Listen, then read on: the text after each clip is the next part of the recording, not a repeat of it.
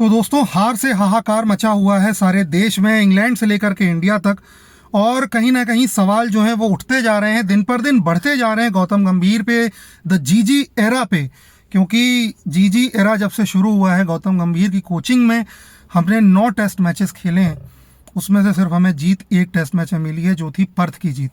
उसके अलावा हम 3 मैचेस जो है वो अपनी होम सॉइल पे हारे न्यूजीलैंड से, 4 मैचेस उसके बाद हम हारे ऑस्ट्रेलिया से, और कहीं ना कहीं पहला मैच जो है वो हम अभी हार चुके हैं इंग्लैंड से, लीड्स के मैदान पे। और जो है वो सवाल अब बढ़ते जा रहे हैं।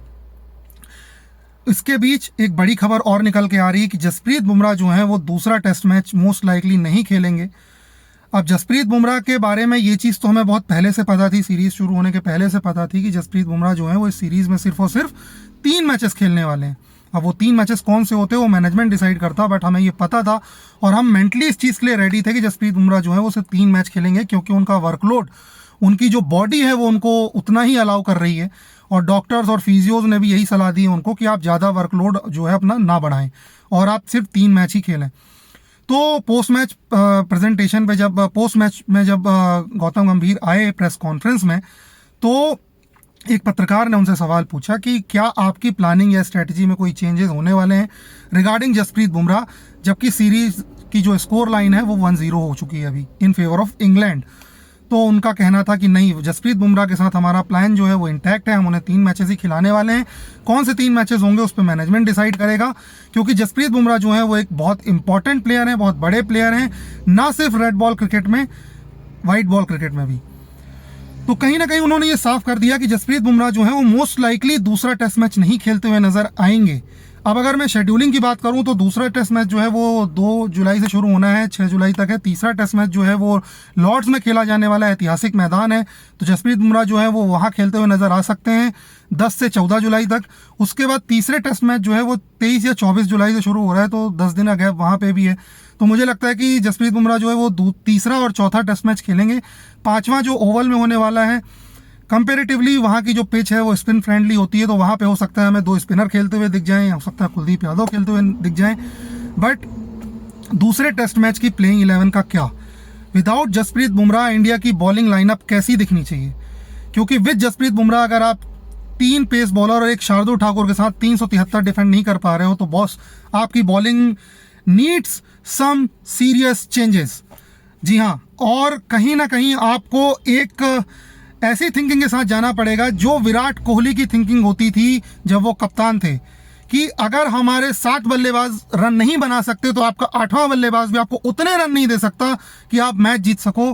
बट आपको एक extra out and out fast bowler जो है वो आपको 5 विकेट कहीं ना कहीं निकाल के दे सकता है। तो ये एक बहुत बड़ा सवाल है मैनेजमेंट के सामने। अगर मैं अपनी राय बताऊं, मैं अपनी बात करूं, तो मुझे लगता है कि इंडिया का बेस्ट कॉम्बिनेशन होगा 7 नंबर तक आपके जडेजा हों, उसके बाद आप अर्शदीप और आकाशदीप, मोहम्मद सिराज और प्रसिद्ध कृष्णा, ये 4 out and out fast bowler के साथ जाइए। क्योंकि प्रसिद्ध कृष्णा के ऊपर भी गौतम गंभीर ने बोला है कि हम चाहते हैं कि वो अपना बेस्ट पोटेंशियल यूटिलाइज करके परफॉर्मेंस दें। तो कहीं ना कहीं ये संकेत था इस बात का कि प्रसिद्ध कृष्णा जो है वो अपना स्पॉट रिटेन करेंगे प्लेइंग 11 में। अब आप अर्शदीप सिंह और आकाशदीप की डिबेट को खत्म करके अगर उन दोनों को प्लेइंग 11 में उतार सकते हो तो आपके लिए बहुत अच्छा हो सकता है, क्योंकि कहीं ना कहीं वो दोनों बॉलर आपको एक कंसिस्टेंट रन दे सकते हैं और 4 फास्ट बॉलर आपके कंसिस्टेंट प्रेशर मेंटेन करके रख सकते हैं बैट्समैनों के ऊपर। क्योंकि इंग्लैंड की कंडीशन जो है वो कहीं ना कहीं उतनी अब स्विंग फ्रेंडली या बॉलर फ्रेंडली नहीं रह गई है, या पिचेस उस तरह की नहीं दी जा रही हैं। तो जो शार्दुल ठाकुर इफेक्टिव होते थे इंग्लैंड के पिचेस पे, क्योंकि वहां पे घास होती थी, ओवरकास्ट कंडीशन ज़्यादा टाइम तक रहती थी, बॉल स्विंग होती थी, तो शार्दुल ठाकुर डेंजरस होते थे। या for that matter Nitish Kumar Reddy जो है वो डेंजरस हो सकते थे। बट यहाँ पे आपको out and out fast bowler की जरूरत है बॉस।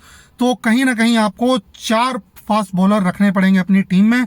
अगर मेरी माने तो मैं तो 4 फास्ट बॉलर को खिलाऊंगा, क्योंकि आपके पास जो बेंच पे 2 ऑप्शन बैठे हुए हैं फास्ट बॉलिंग के, वो कहीं ना कहीं आपको टीम में खेलते हुए दिखने चाहिए।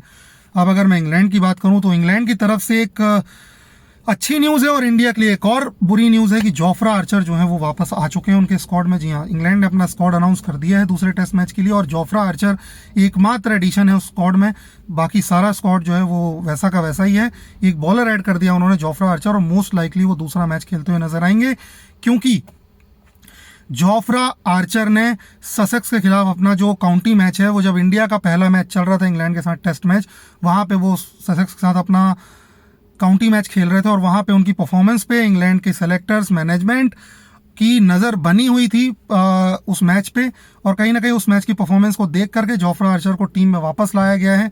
याद दिला दें आपको, जोफ्रा आर्चर जो है वो बहुत लंबे अरसे से टेस्ट टीम से बाहर हैं और करीब करीब 2021 फरवरी में उन्होंने अपना लास्ट टेस्ट मैच खेला था इंडिया के अगेंस्ट, और उसके बाद वो अब टेस्ट मैच खेलते हुए नजर आएंगे।